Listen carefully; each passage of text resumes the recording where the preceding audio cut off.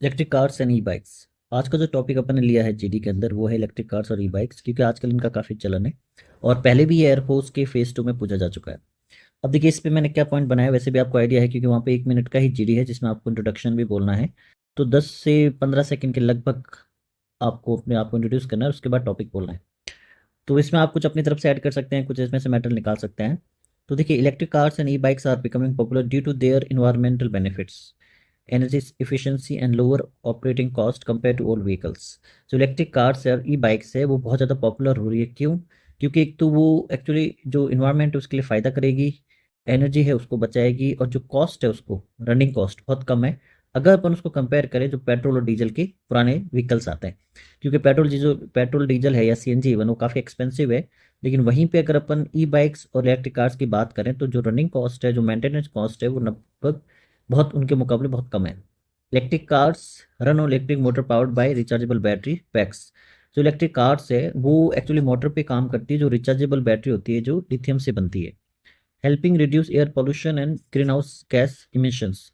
ये क्या मदद करती है? एयर पोल्यूशन को कंट्रोल करने में मदद करेगी, प्लस ग्रीन हाउस इफेक्ट है उसके फैलाव को ये रोकेगी, कम करेगी, क्योंकि इससे पोल्यूशन नहीं होता है।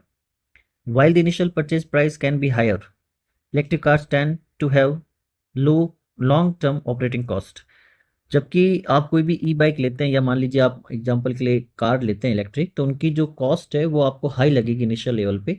लेकिन जो उसकी मेंटेनेंस कॉस्ट है या उसको जो रेगुलर ऑपरेटिंग कॉस्ट है वो बहुत कम है। Maintenance generally cheaper due to fewer moving parts. और जो मेंटेनेंस है वो चीपर है क्योंकि ना तो उसमें ऑयल चेंज होगा ना उसकी सर्विस का इतना रहेगा, केवल उसकी बैटरी चेंज का ही रहता है। Charging station are expanding with home charging options and public fast chargers making it easy to keep the battery topped up. अब चार्जिंग स्टेशन है वो एक्सपेंड कर रहे हैं इंडिया में, फिलहाल जो है वो कम है लेकिन वो एक्सपेंड कर रहे हैं। फिलहाल आप होम चार्जिंग कर सकते हैं और मेट्रो सिटीज में आपको चार्जिंग ऑप्शन मिल जाते हैं। Charging making it easy to keep the battery topped up. E bikes are more affordable than electric cars. और जो बाइक्स है ई बाइक्स वो इलेक्ट्रिक कार के मुकाबले ज़्यादा affordable and ideal for short rides offering great efficiency in urban area. शहरों में जो अगर आप मान लीजिए शहर के अंदर ट्रेवल कर रहे हैं तो ई बाइक्स आपके लिए भी काफ़ी अच्छा ऑप्शन हो सकता है।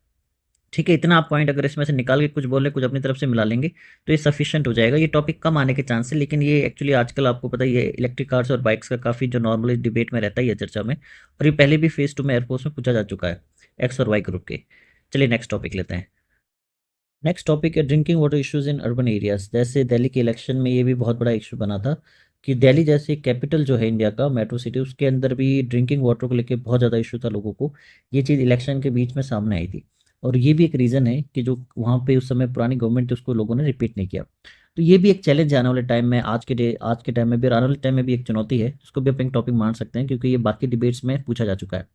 Water shortage and quality are major concern in urban area due to rapid population growth. एक तो वाट पानी की जो कमी है और जो उसकी क्वालिटी वो मेजर कंसर्न है एक अर्बन मतलब शहरी जो एरिया है। और उसका कारण क्या है? क्योंकि जो पॉपुलेशन ग्रोथ हो रही है, मतलब जो गांव से लोगों का शहरों की तरफ चलन हो रहा है, तो ड्रिंकिंग वाटर सबको प्रोवाइड करवाना एक चैलेंज है। Climate change is also a reason for water shortage. जो क्लाइमेट चेंज हो रहा है वो एक्चुअली जो गर्मी बढ़ रही है उसका भी एक रीजन है, प्लस जो वाटर की शॉर्टेज है उसका भी एक रीजन है। Industrial waste and sewage mixing with water sources. जो इंडस्ट्रियल वेस्ट जो नाली है वो भी क्या कर रहे हैं, वाटर जो सोर्स है नदियां हैं उसके अंदर आके गिर जाते हैं। तो उससे क्या होता है, जो नदियां हैं वो भी एक्चुअली पीने लायक नहीं रहती, उसमें भी काफ़ी बड़ा एक चुनौती रह जाती है। और जो पाइपलाइन लीकेज होते हैं, आउटडेटेड वाटर सप्लाई सिस्टम है पुराने, वो भी एक रीज़न है। Insufficient water treatment facilities and illegal connections. और जो पानी की चोरी है या मान लीजिए मीटर लगा के भी लोग पेमेंट नहीं करते हैं, जो कनेक्शन है इलीगल, वो भी एक बहुत बड़ा इशू है। पाइप का जो लीकेज है वो भी एक इशू है। आउटडेटेड जो सिस्टम है वो भी एक इशू है। Dependence on bottle water due to poor tap water quality. अब मेट्रो सिटीज़ में लोग क्या है एक्चुअली पानी को परचेज करने में के लिए मजबूर है क्योंकि जो पानी की क्वालिटी है उस पर डाउटेबल है। Slums and low income areas often lack proper water connection. जो स्लम्स है, लो इनकम एरियाज है, वहाँ पे भी क्या हो रहा है, जो प्रॉपर ड्रिंकिंग वाटर है वो भी लैक करता है, वहाँ पे लोगों को वो भी अवेलेबिलिटी नहीं है। Rely on unsafe and distance water source. अब वो अनसेफ वाटर या जो पानी दूर से आ रहा है उसके ऊपर डिपेंडेंस है, वहाँ पे उनको डायरेक्ट पानी के कनेक्शन नहीं मिल रहा है। अब इसका क्या सोल्यूशन किया जा सकता है अगर सरकार चाहती है? क्या सोल्यूशन इसका पॉसिबल है? क्या क्या ऑप्शन है?